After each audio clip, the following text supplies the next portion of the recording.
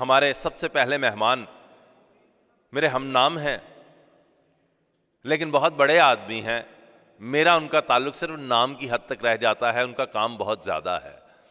تصوف کے حوالے سے بات کر دوں، روحانیت کے اوپر بات کر دوں، تو انتہائی معتبر نام سیکریٹری محکمہ اوقاف ہمارے بہت ہی محترم جناب طاہر بخاری۔ بسم اللہ الرحمن الرحیم، والصلاۃ والسلام علی سید الانبیاء والمرسلین وعلی آلہ الکرام واصحابہ العظام اجمعین۔ لائق صد اعزاز حاضرین و سامعین، صوفی صفا سے ہے۔ ایک تعبیر یہ ہے کہ پاکیزگی اور تزکیہ سے عبارت ہے۔ صوفی صفا سے ہے، یعنی وہ اصحاب صفا جو علائق دنیا سے کنارہ کر کے نبی اکرم صلی اللہ علیہ وآلہ وسلم کے در پر بیٹھے رہتے تھے اور متن گوش رہتے تھے۔ اور صوفی پشمینہ کا ایک خاص چوغا پہنتے تھے، اس کے سبب بھی ان کو صوفی کہتے تھے، اور وہ پشمینہ جس کو صوف کہتے ہیں۔ صوفی صفا سے ہو، صفا سے ہو، بعض لوگوں نے، ابن خلدون نے اس کو صوف یعنی سواد کی بجائے سین سے اس سے بھی تعبیر کیا ہے، جس کا معنی یہ ہے کہ یہ صوفی جو ہے یہ جینیس ہوتا ہے، یہ صاحب فکر و دانش ہوتا ہے۔ اس کا معنوی اشتقاق جس سے بھی ہو، لیکن صوفی جو ہے یہ دین کا ایک انسٹیٹیوشن ہے، یہ تصوف دین کا ایک شعبہ ہے۔ نبی اکرم رسول محتشم صلی اللہ علیہ وآلہ وسلم آپ مسجد نبوی میں تشریف فرما تھے۔ حضرت عمر فاروق کہتے ہیں کہ ایک شخص آیا جس کے گھنے سیاہ بال، اس میں تازگی تھی، جس کے سفید کپڑے بہت عمدہ تھے، جو اجنبی تھا، جس کو ہم نے اس سے پہلے نہیں دیکھا تھا، لیکن اس کے اوپر سفر کے کوئی آثار بھی نہیں تھے۔ ہم تھوڑے متحیر ہوئے، اس نے آنے کی اجازت طلب کی، نبی اکرم صلی اللہ علیہ وسلم نے ان کو اجازت دی۔ انہوں نے دو زانو نبی اکرم صلی اللہ علیہ وسلم کے سامنے بیٹھ کر سوال کیا، اخبرنی عن الاسلام، یا رسول اللہ مجھے بتائیے کہ اسلام کیا ہے۔ دوسرا سوال کیا، اخبرنی عن الاحسان، اخبرنی عن الایمان۔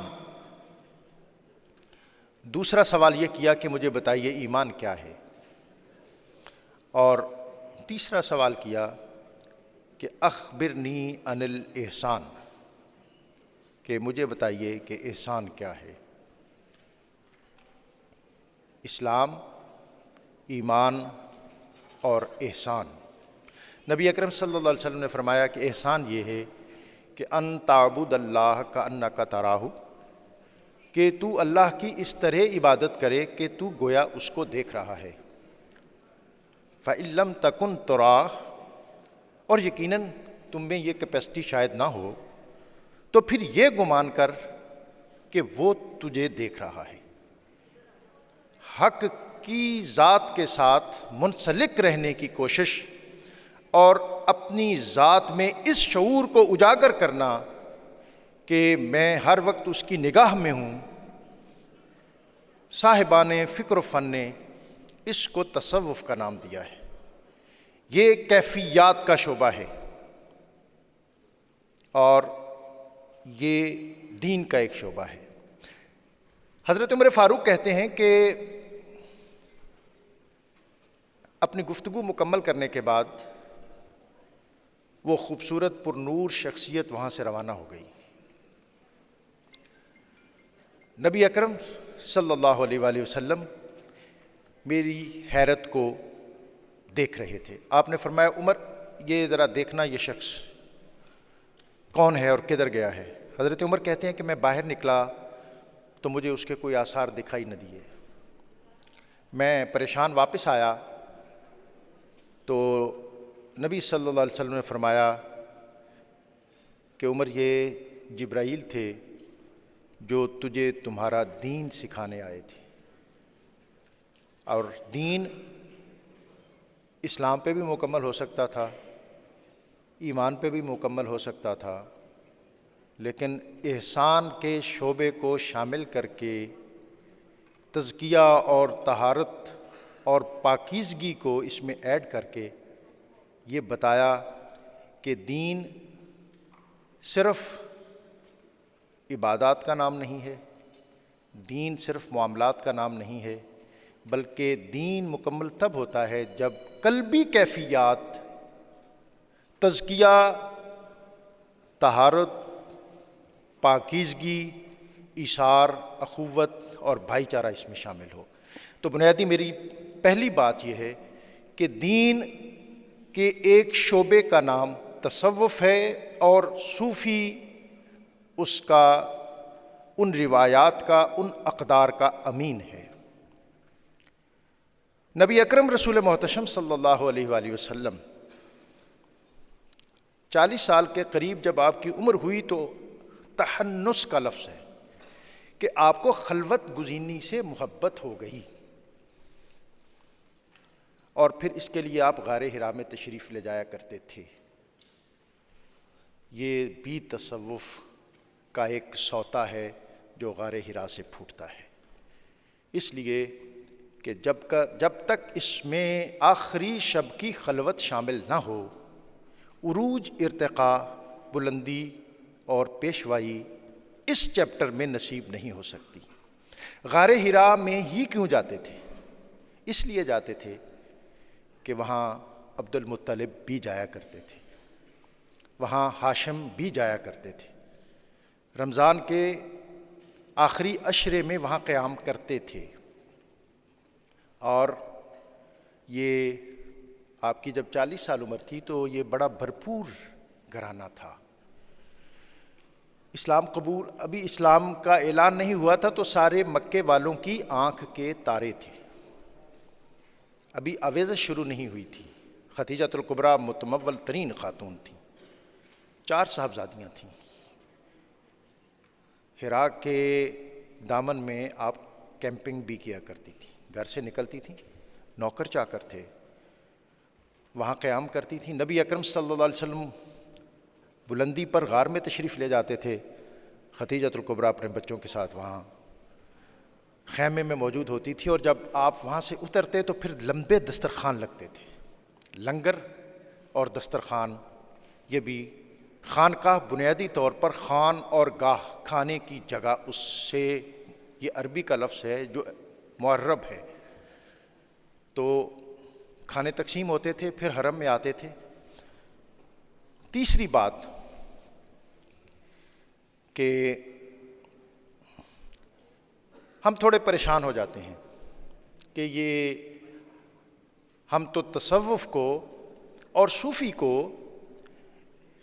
ایک آفاقی ٹائٹل دینا چاہتے ہیں، اور یہ اس کو گسیڑ کر دین کے ساتھ منسلک کرتے ہیں۔ اورینٹلسٹ، مستشرق، آج کے لبرلز، یہ ان کا ایک المیہ ہے۔ ہمارا دین کہتا ہے وَلَقَدْ كَرَّمْنَا بَنِي آدم، ہم نے انسان کو بطور انسان اس کے سر پر شرف آدمیت اور تکریم انسانیت کا تاج آراستہ کیا ہے۔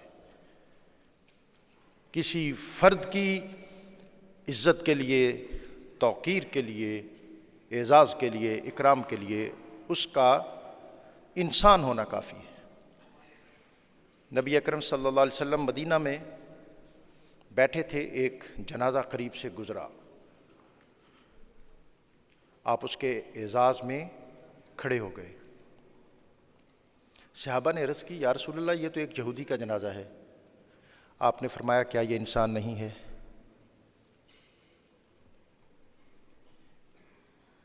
تیسری بات یہ ہے کہ ہمارا دین سب سے پہلے کسی کو انسان ہونے کے ناطے اعزاز اور اکرام دینے کا نہ صرف قائل ہے بلکہ اس کا علمبردار ہے، تاکہ وہ خود کو اس اعزاز اور اکرام کے قابل نہ جانے، اور وہ یہ بتائے کہ تم مجھے جو عزت دے رہے ہو میں اس کا حقدار نہیں ہوں۔ ہمارے دین نے کنفیوژن کہاں پہ ہے؟ کنفیوژن یہ ہے کہ ہم تصوف کو اور صوفی کو دنیا کی مختلف تہذیبوں اور جو کلچر ہیں ان سے کشید کر کے دنیا کے سامنے پیش کرنا چاہتے ہیں۔ ایک دین کا طالب علم یہ کہتا ہے کہ نہیں، یہ دین کا انسٹیٹیوشن ہے۔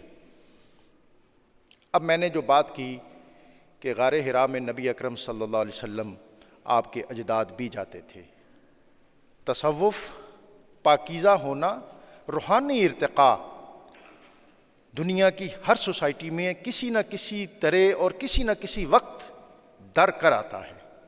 ہر انسان زندگی میں بالآخر اس مرحلے پہ آ جاتا ہے جہاں پاکیزگی اور روحانی ارتقاء کی اسے طلب ہوتی ہے۔ گویا تصوف، روحانیت، اسپرچولیزم یہ ایک آفاقی چیز ہے۔ ہمارے دین نے، نبی اکرم صلی اللہ علیہ وآلہ وسلم نے ہر اس چیز کو کنٹینیو کیا جو ہماری شریعت سے متصادم نہیں تھی۔ عرب فصاحت و بلاغت کا جوبن اور شباب ہوتا تھا، اور اوقاز میں میلے لگتے تھے۔ ان میلوں میں ایک شعبہ قصائد اور شاعری کا تھا، اور نابغہ زبیانی ان کا شاعر جو استاد تھا اس کا چرمی خیمہ نصب ہوتا۔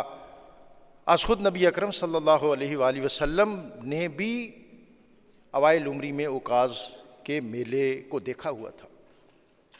خطابت، عرب کے اندر اس کا عروج تھا، اور سب سے بڑا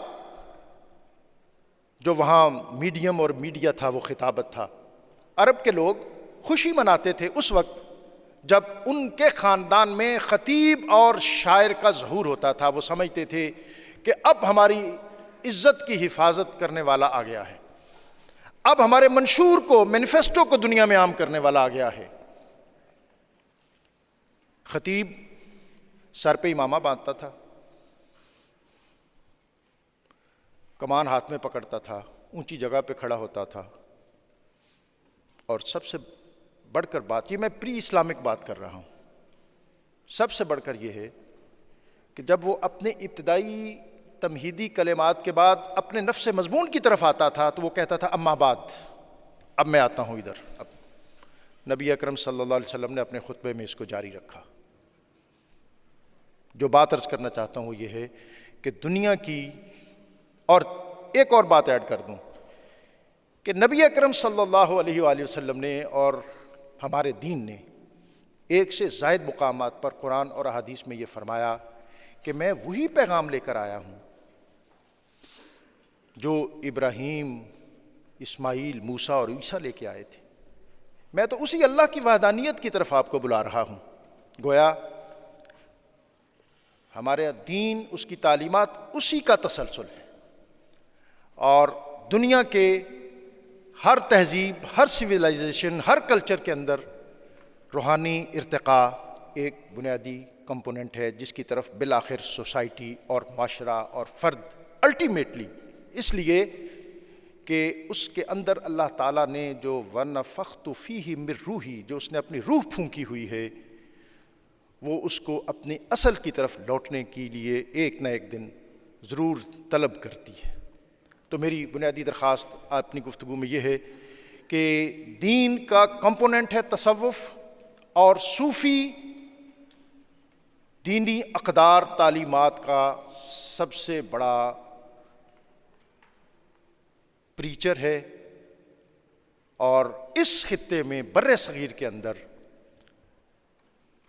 دین لے کر آنے والی اولین ہستی، اگر اقبال نے کہا کہ بندہائے کوہسار راساں گزیخت در زمین ہند تخ میں سجدہ ریخت، کہ دشوار اور سنگلاخ پہاڑوں کو عبور کرتے ہوئے ہند کی سرزمین پر اللہ کی وحدانیت، نبی صلی اللہ علیہ وسلم کی رسالت اور اسلام کی صداقت کا بیج بونے والی اولین ہستی داتا گنج بخش علی حجویری ہیں۔ اگر حضرت داتا گنج بخش علی حجویری آپ صوفی ہیں، اور جتنے بڑے آپ صوفی ہیں اتنے ہی بڑے آپ قرآن و سنت کے عالم ہیں۔ اس خطے میں، اسی لاہور میں، آپ نے کشف المحجوب تحریر کی۔ کشف المحجوب جتنی بڑی تصوف کی کتاب ہے اتنی ہی بڑی اسلامی عقائد کی کتاب ہے۔ بر صغیر میں اسلامی تصوف کا نقطۂ آغاز علی بن عثمان الحجویری اور کشف المحجوب ہیں۔ اگر یہ دین صوفیاء کے ذریعے اس خطے میں نہیں پہنچا تو پھر میرا دوسرا سوال یہ ہوگا کہ ہمارے پاس اس خطے میں دین کو ایکسپلور کرنے کا دوسرا سورس کون سا ہے؟ کیا تاجروں کے ذریعے پہنچا ہے، یا کسی اور طبقے کے ذریعے پہنچا ہے؟ یقیناً ہمارا جواب صرف یہی ہوگا کہ اس خطے میں دین اسلام کی جو روشنی ہے وہ صوفیاء کے اس عظیم طبقے کے ذریعے پہنچی، اور یہ صوفیاء اللہ تعالیٰ کے اس دین کے سب سے بڑے عالم اور سب سے بڑے اسکالر تھے۔ اور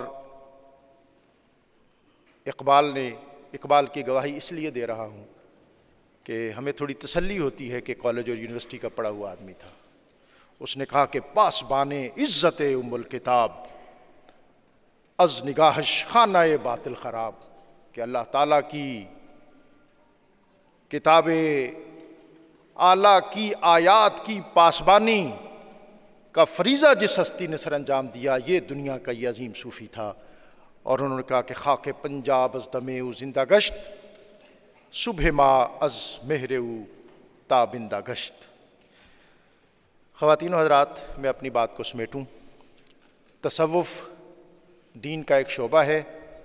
صوفی جو ہمارے بنیادی انسٹیٹیوشن ہیں، جس میں کوئی محدث ہے، کوئی مفسر ہے، کوئی مورخ ہے، اسی طرح ہمارے دین کو اللہ تعالیٰ نے جو اعزازات اور امتیازات عطا کیے انہی میں سے ایک اہم کمپوننٹ وہ تصوف کا ہے، اور وہ صوفیاء انہوں نے اس کو ہمیشہ لیڈ کیا۔ آخری بات، علماء نے محراب و منبر کے ذریعے اسلام کی تبلیغ کی، ہمارے فقہاء نے دین کی تدوین کی، لیکن تزکیہ اور طہارت یہ ہمارے اندر کس طرح پیدا ہو، اس کے لیے صوفیاء نے اپنی خانقاہیں آراستہ کی۔ صوفیاء دین کے اور انسانیت کے اور ہیومنزم کے سب سے بڑے علمبردار تھے۔ حضرت خواجہ نظام الدین اولیاء جو بر صغیر کے اندر سلسلہ چشتیہ کی بہت مقتدر اور معتبر ہستی ہیں، آپ اپنی خانقاہ کے بالائی حصے پہ ٹہل رہے تھے۔ جمنا کے کنارے انہوں نے دیکھا کہ ایک بڑھیا جس کے وجود پر کہولت اور افلاس غلبہ کیے ہوئے ہے، بہت مجبوری کے عالم میں پانی کھینچ کر اپنی مزدوری کر رہی ہے۔ آپ نے اپنے خادم کو بھیجا اور پتہ کرو کہ یہ اس مشقت میں کیوں پڑی ہوئی ہے۔ آ کے بتایا گیا کہ اس کے گھر میں کمانے والا کوئی نہیں ہے اور یہ بنیادی طور پر ہندو ہے۔ آپ نے فرمایا کہ اس کو کہو کہ یہ مزدوری بند کر دے، آج کے بعد تمہاری خانقاہ، آج کے بعد تمہارے گھر کا خرچہ نظام الدین اولیاء کی خانقاہ سے جایا کرے گا۔ صوفیاء نے سوسائٹی کی خدمت کی اس بر صغیر میں، جو میں سمجھتا ہوں کہ دنیا کے عظیم تر سماجی انقلابوں میں سے ایک انقلاب یہاں وقوع پذیر ہوا۔ البیرونی نے لکھا کہ یہاں کا جو طبقاتی نظام ہے اس کو ایک قانون کی حیثیت حاصل تھی. برہمن کے سامنے شودر نہیں بیٹھ سکتا تھا، وید اس کے کان میں نہیں اس کی آواز جا سکتی تھی. یہ پھر اتنا بڑا سماجی انقلاب کیسے آیا؟ یہ سماجی انقلاب معین الدین چشتی کے ذریعے آیا، جس نے وہ دسترخوان آراستہ کیا کہ جہاں اس خطے کا مزدور، اس خطے کا کمی، اس خطے کا کالا کلوٹا، جس کو انسان کے درجے میں بھی نہیں دیکھا جاتا تھا، انہوں نے اس کو قریب کیا. اور پھر دین کی وہ تعلیمات جو مساوات، جو شرف آدمیت اور تکریم انسانیت سے آراستہ ہیں، وہ ان تک پہنچائیں. وآخر دعوانا الحمد للہ رب العالمین.